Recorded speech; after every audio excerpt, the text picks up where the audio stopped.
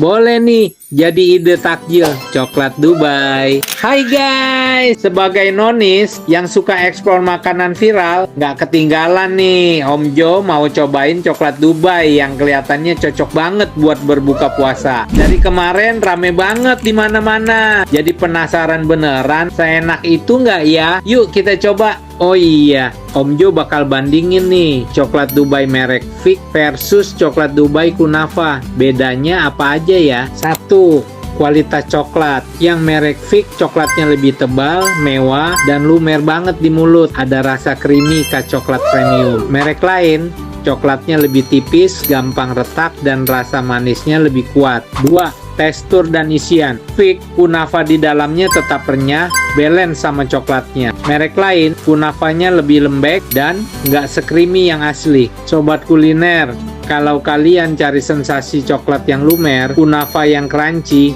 dan isian yang mewah, Fig jauh lebih worth it. Setelah seharian berpuasa, makan coklat Dubai pasti bikin energi langsung balik. Manis, gurih, crunchy, dan lumer di mulut. Buat yang belum coba, ini harus masuk wishlist buka puasa kalian. Enggak ah, ntar Om Jo tambah gendut lagi. Bye.